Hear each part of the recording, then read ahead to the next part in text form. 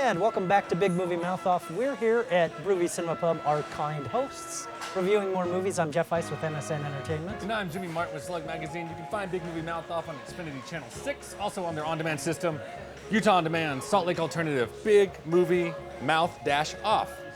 All there, everything you can need from movies that are in the theater to maybe they're on Blu-ray, maybe you missed it. And there you go, check it out. Who knows, maybe you'll be watching this that way. What? Anyway, this time out we're reviewing Killing Them Softly, a crime thriller based on the book Kogan's Bluff.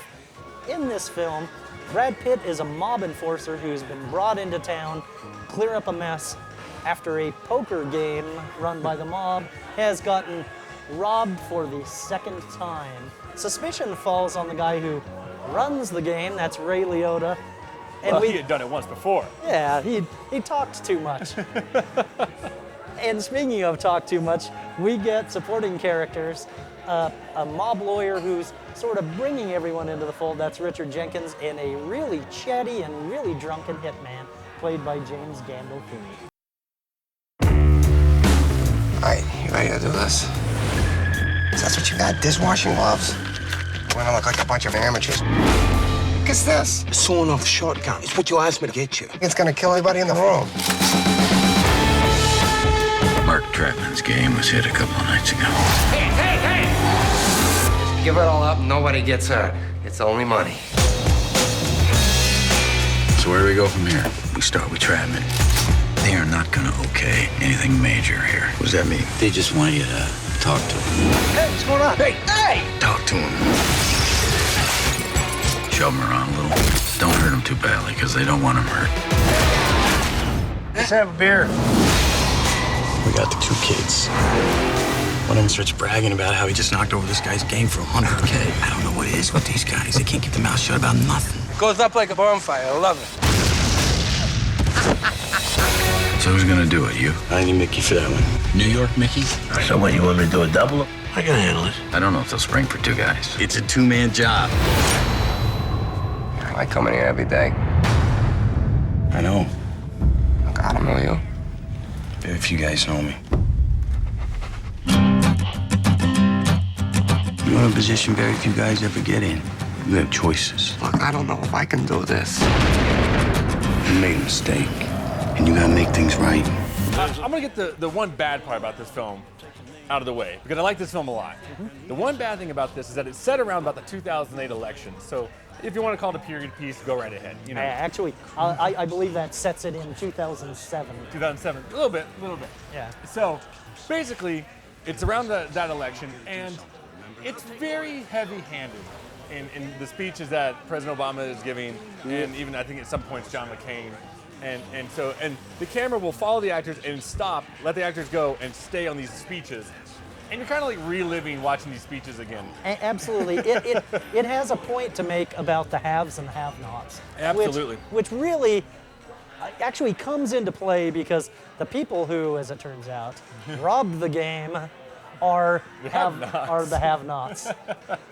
A pair of incompetent crooks who have been hired by a dry cleaner. And that's putting it lightly. Yes. That's putting it very lightly about incompetence. Absolutely. By the way, this film reteams Brad Pitt with Andrew Dominik, his director on the assassination of Jesse James by the coward Robert Ford, who knows how to exact a really good performance out of Brad Pitt.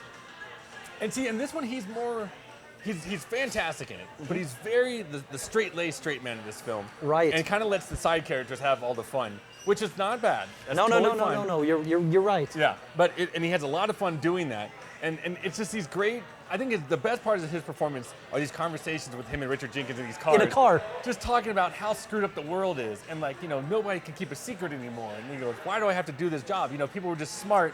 I would be home sitting on my couch doing nothing."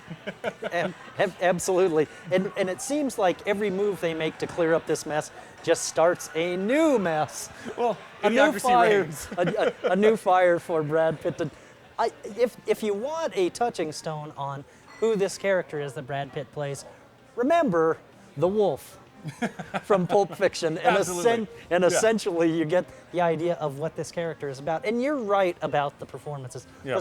The supporting turns, people like Ray Liotta, who, by the way, I know what you're gonna say. I know exactly what you're gonna say. wow, when his character gets beaten up, Come up. when he gets his comeuppance, be prepared to cringe, because Like a lot. the sound editing on Oh, this scene God. alone should be nominated for an Oscar. The sound of broken bones. Just bones crunching. It's just Yeah, it makes it's- you want to throw up. So if you're eating popcorn, put it down for a second when that scene's coming up. But speaking of that and the other performance, I think James Gandolfini deserves a nomination for this one. It's such a great role in the sense that he's this other enforcer who's brought in because it's a two-man job, and rather than going out and killing people, he'd rather sit in a hotel room, complain about his wife, just drink, and when I say drink, yes, and hook up with prostitutes. Yeah, he's drunk at 11 a.m. Oh, I mean, Like hammered, opening like scene, can't he's walk. got 3 martinis in him in 4 seconds, you know? Yes. And Complaining to that poor waiter. but these monologues he gives are so great. And I think of all the performances, it's the one that just took me by surprise. And I'm like, that's award worthy right there. Absolutely, and yet, but at the same time, not to give Richard Jenkins short shrift, because No, well, he's great in everything. yes, but little moments such as extinguishing a cigarette. Yeah, it's just simple stuff. That sounds so simple, but when you see it, you're like, yeah. By the Like, way- he's so into his character. And by the way, this is a very beautifully shot film. That's an understatement too. A rainy shootout sequence is among one of the best killing sequences on film I can remember in recent memory. I described it as beautifully chaotic. Absolutely. Just it- blood and guts. Oh God. In that same way that the assassination of Jesse James was dirty, this is wet and grimy. Yeah, absolutely. And I appreciate a crime story like that. 3.5 stars, Yeah. especially for the performances and the cinematography for me. Occasionally heavy-handed, but I can forgive it that. Yeah, that's the only reason it takes me down to the 3.5 range. It's that little segments. They keep popping up every now and then, but 3.5 stars from me. There's definitely some award worthy elements to this film. Like I said, James Gandolfini, cinematography for sure, and my God, if the sound editing doesn't get something, I will be shocked. That would be very criminal, ironically enough. All right, well, that's going to do it for this episode of Big Movie Mouth Off. Catch us always for your finest film reviews, and we'll catch you guys next time.